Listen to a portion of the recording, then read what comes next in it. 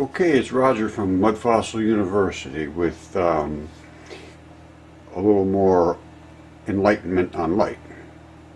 Now, we've been doing a series on light and all of the different energies and all of the different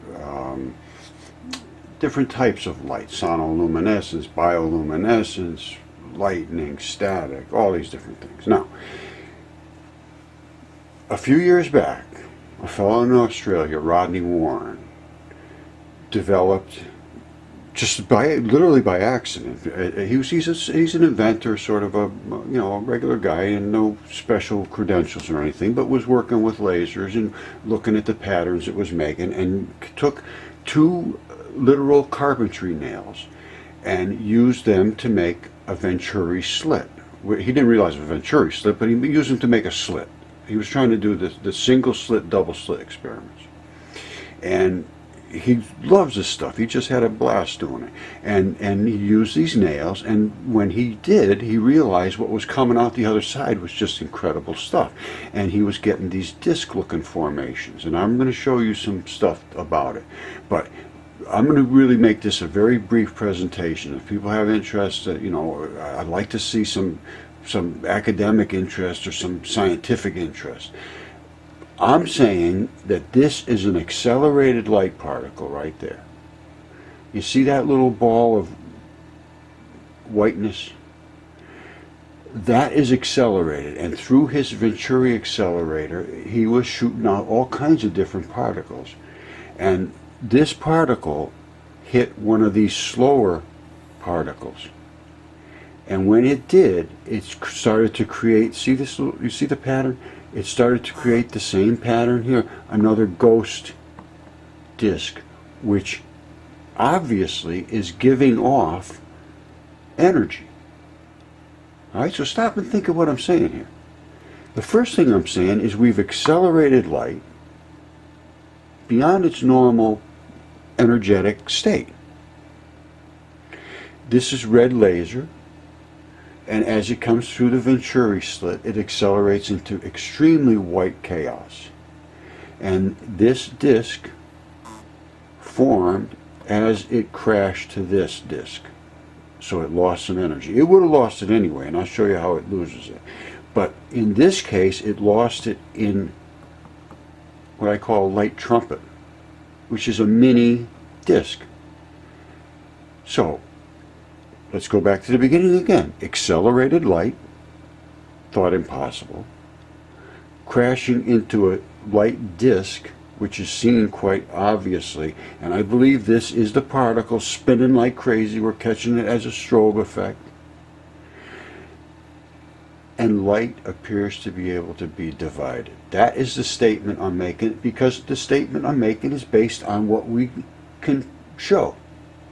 So I'm going to show you the rest of what I can show you.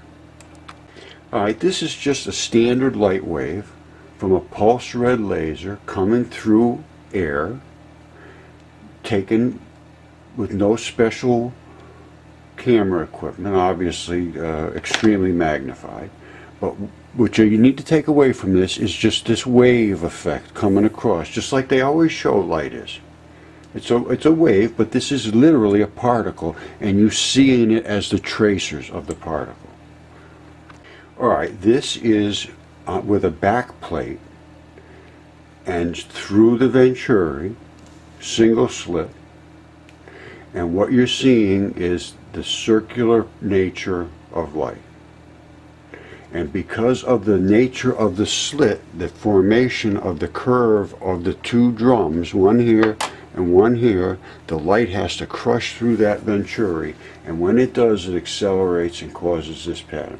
And you can see the swirling effect of light, and it turns to the right, and I have other pictures that can demonstrate that. Alright, this is literal tubes of light, and again, these are separate particles. This particle here is so highly energetic, it came through the slot in a different manner than the others. This one came through with extreme low energy compared to the others. But you can notice that all of them are expanded at the bottom and they crush at the top. They all compact at the top because they are leaving the accelerator here in highly compressed space, in extreme chaos, accelerated, and just like coming out of squirting out of a hose. And as they come out, the tubes collapse and they start to take on this spinning disk pattern. But you can see this particle drifting to the left. That means it's spinning to the right, and that's exactly what is expected. And those are particles of light. All right, this is the acceleration. That's the light disk that you saw before as a standard light disk, and this is the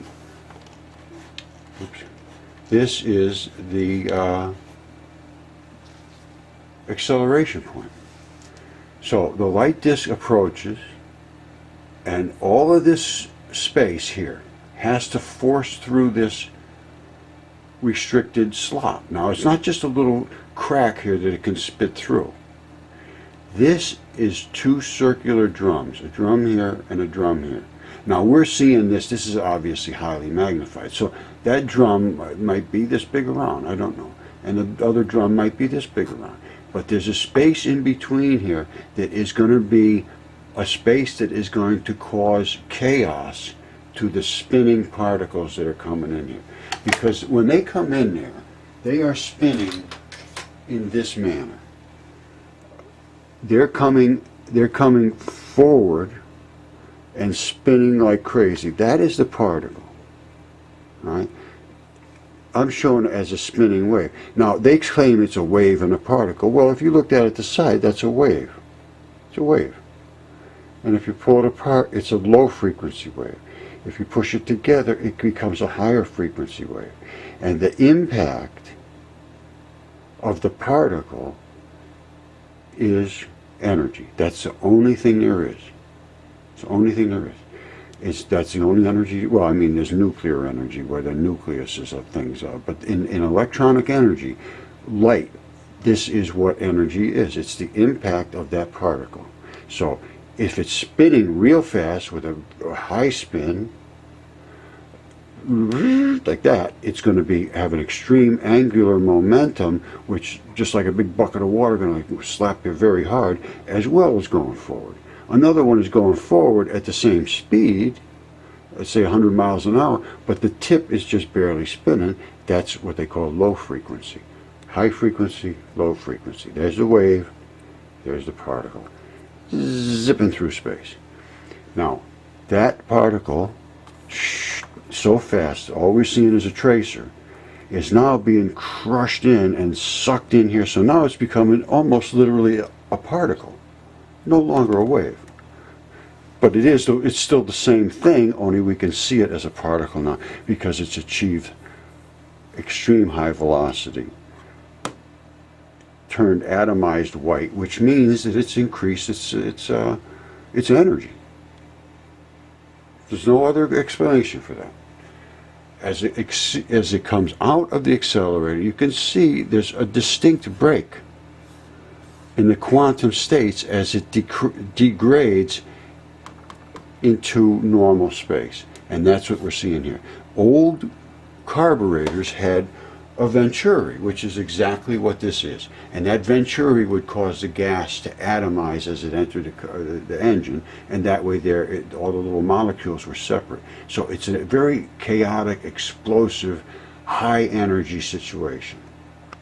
Now, looking from above the accelerator, coming out of here, you can see they're coming out in extreme chaos. There's no architecture to them at all. They're just buzzing.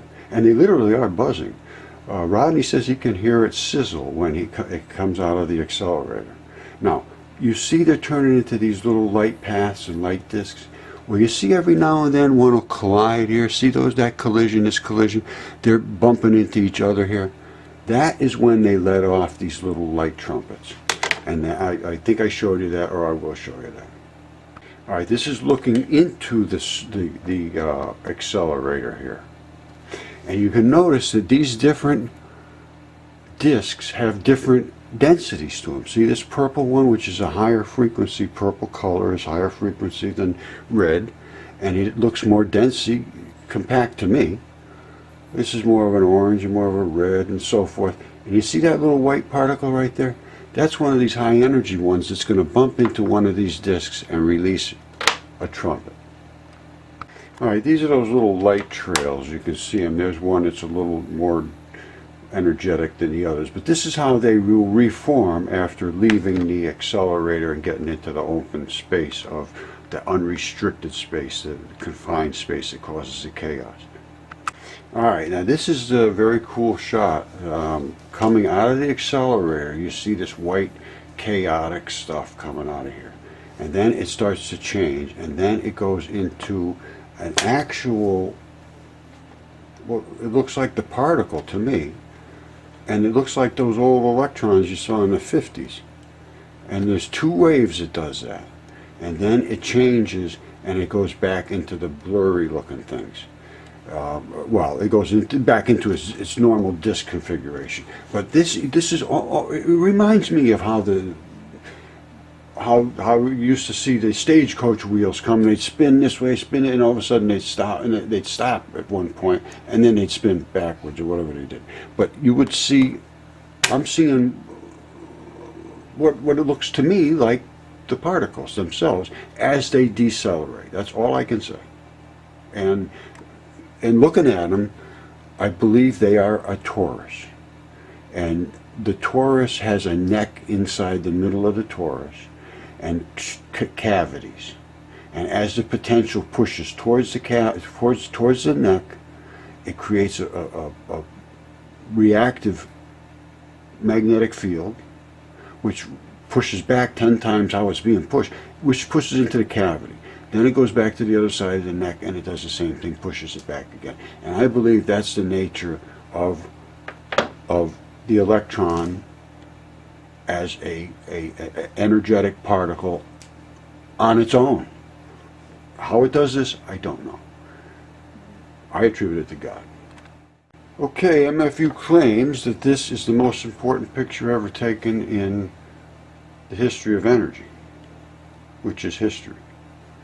And Rodney got this shot, and that is the energetic particle, which we saw being produced by his Venturi accelerator. It's impacting this light wave, which is a non-energetic light wave. It's a standard light wave.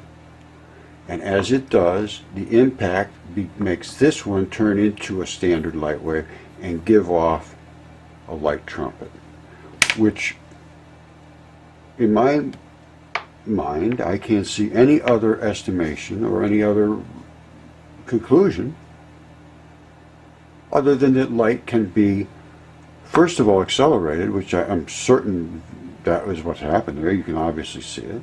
And secondly, light can be divided, because you can obviously see that. So, and there's all kinds of other things that we've done here that prove light is not anything like what they think it is, and matter is nothing like what they say it is. So there's really, the whole drawing board's got to be re-erected and started from the scratch again to understand this, because it's not even close to being what is obvious and observable. So you can have all the theoretical thinking you want about E equals mc squared, but which doesn't work, because if mass, Einstein said light has no mass. If light has no mass, it means it has no energy. That's his own equation. I don't see a lot of thinking going on in science. It's all, it's all follow the leader, and the leader was wrong. He's heading in the wrong direction. So that's all I can say. Okay, here's one of the conclusions of the light study, is that light can be accelerated, and this is the proof that it can be accelerated into a high energy state, a glowy little state, and when it impacts other light particles, it will slow down and create its own wave. You see how these little swishes are coming around creating its own wave, and it will give off a tiny particle of, apparently, and I'm not certain of this, but it appears to be whatever the increased potential is due to acceleration is now given off during the recreation of a standard wave, which is a mini light trumpet, which is a portion of a standard light particle. So I'm saying everything can be divided. There is no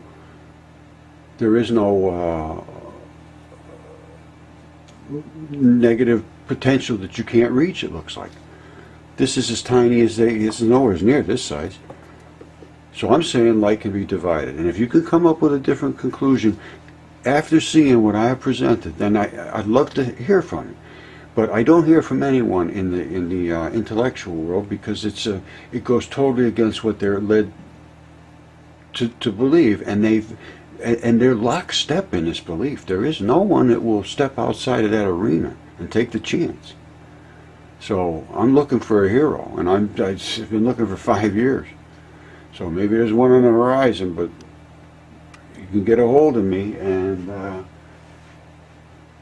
just contact me at Roger, R-O-G-E-R, at mudfossils, with an S, all one word, mudfossils.com. And I have all kinds of information about all kinds of things. And go to Mud Fossil University on YouTube. It's free, there's no charge. It's all non-profit. There's never going to be any money made for this, trust me. That I can guarantee you. Anyway, that's not the goal, and it will never be the goal. The goal is to make people just to be able to open their eyes and see this stuff. If I come to you and say, oh, I'm going to make a bunch of money and charge you to do this and that, like schools, and you have to believe what I say, then the whole thing has been wasted. What you have to do is think for yourself. I show you the stuff, you see what you see. If you don't see anything there, go ahead, go back to doing whatever you're doing. But if you see something here, let your mind think what else you might not be seeing. Because you are missing everything if you're listening to the people that are in those ivory towers and with ivy growing all over them, and thinking that they know more than anybody else, and they just missed everything. And because they are so afraid to speak, they can't talk about it. And that, my friends, is the truth. And that's all you ever hear from MFU. If we make a mistake, we are the first ones to be willing to admit it. All right, so pick us up on our mistakes. Tell us what we're doing wrong here.